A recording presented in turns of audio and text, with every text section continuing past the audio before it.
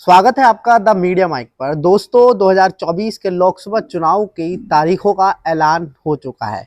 जी हां दोस्तों, आज यानी कि 16 मार्च को 2024 के लोकसभा चुनाव की तारीखों का ऐलान कर दिया है। आपको हम बताएंगे कि किस राज्य में किस दिन और कितने चरण में वोटिंग होगी और कब नतीजों की घोषणा होगी। इन सभी को लेकर तारीखों की घोषणा का इलेक्शन कमीशन ने कर दी है। मुख्य चुनाव आयुक्त राजीव कुमार ने कहा कि 543 लोकसभा सीटों के लिए 7 फेज में यानी कि 7 चरण में वोट डाले जाएंगे और 4 जून को चुनाव के नतीजों का ऐलान कर दिया जाएगा।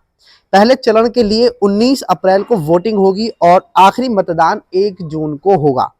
आपको बता दें कि 19 अप्रैल को पहले चरण में 21 राज्यों और केंद्र शासित प्रदेशों की 102 लोकसभा सीटों पर मतदान होगा। दूसरे चरण में 26 अप्रैल को होगा और इसमें 13 राज्य और केंद्र शासित प्रदेशों की 89 यानी कि 89 लोकसभा सीटों पर मतदान होगा।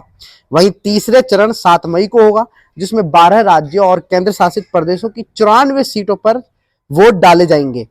वहीं आपको बता दें कि 13 मई को तीसरे चरण में 10 राज्यों की 96 सीटों पर वोट डाले जाएंगे और उसके बाद 20 मई यानी कि 5वां चरण होगा, 8 राज्यों की 49 सीटों पर मतदान किया जाएगा और छठा जो चरण होगा वो है 25 मई को और इसमें 7 राज्यों की 57 लोकसभा सीटों पर चुनाव होगा। वहीं 7वां चरण 1 जून को होगा और 8 राज्यों की 57 लोकसभा सीटों पर मतदान होगा। आपको बता दें कि पहले जो चरण है उसमें 19 अप्रैल को 101 लोकसभा सीट है।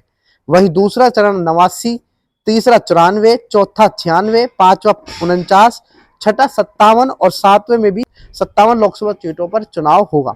अब आपको बता दें कि कितने चरणों में राज्यों में कौन कौन से राज्य हैं जिनमें कितने चरणों पर वोट डाले जाएंगे।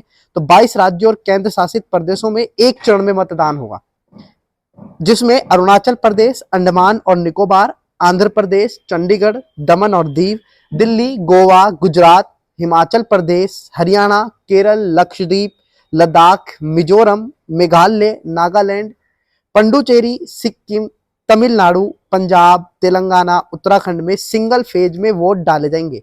कर्नाटक, राजस्थान, त्रिपुरा और मणिपुर में 2-2 चरण में वोट डाले जाएंगे। किस किस में 2 चरण में वोट डाले जाएंगे? कर्नाटक, राजस्थान, त्रिपुरा और मणिपुर में। वहीं छत्तीसगढ़ और असम में 3-3 चरणों में वोटिंग होगी। उड़ीसा और मध्य प्रदेश और झारखंड में 4 चरणों में होगी। इसके अलावा 5 चरण में जिसकी वोटिंग होगी वो है महाराष्ट्र और जम्मू कश्मीर। इसके अलावा उत्तर प्रदेश और बिहार और पश्चिम बंगाल में 7 चरणों पर चुनाव किया जाएगा। यानी कि 7 चरणों में उत्तर प्रदेश, बिहार और बंगाल, इनमें 7 चरणों में मतदान होगा। आपको बता दें कि आंध्र प्रदेश की 25 लोकसभा जो सीट है, इनके लिए चौथे चरण में 13 मई को वोटिंग होगी। अरुणाचल प्रदेश में 2 सीटों के लिए 19 अप्रैल को होगी। फर्स्ट फेज में वोट डाले जाएंगे। असम की 14 सीटों के लिए 19 अप्रैल को 5, 16 अप्रैल को 5 और 7 मई को 4 सीटों पर मतदान किया जाएगा। वहीं बिहार की 44 लोकसभा सीटों पर अगर बात करें तो 19 अप्रैल को 4 सीटों पर होगा, 26 अप्रैल को 5 और 7 मई को 5 और 13 मई को 5। उसके अलावा 20 मई को 5 और 25 मई को 8 और 1 जून को 8 सीटों पर वोट डाले जाएंगे। छत्तीसगढ़ की 11 सीटों पर अगर बात करें तो इसमें आपको बता दें कि 19 अप्रैल और 26 अप्रैल को और 7 मई को वोट पड़ेंगे। गोवा की 2 सीटों के लिए 7 मई को वोटिंग होगी। वहीं गुजरात की 26 लोकसभा सीटों के लिए एक ही फेज में 7 मई को तीसरे चरण में वोट डाले जाएंगे। आपको बता दें कि इसमें 2024 के लोकसभा चुनावों में चुनाव आयुक्त राजीव कुमार ने इलेक्शन की प्रेस कॉन्फ्रेंस में कहा कि इस बार 21.5 करोड़ यंग वोटर्स वोट डालेंगे। इनमें से 1 करोड़ 82 लाख फर्स्ट वोटर होंगे। वहीं 2019 में 91 करोड़ मतदाता थे। यह आंकड़ा इस साल बढ़कर 97 करोड़ हो गया है। सीईसी राजीव कुमार ने कहा कि नए वोटर्स को जोड़ने पर बहुत मेहनत की है। इस बार 18 से 19 साल की उम्र के 1.8 करोड़ मतदाता हैं। 20 में से 29 साल के 19.74 करोड़ और 42 लाख वोटर्स 85 साल की उम्र से ज्यादा हैं।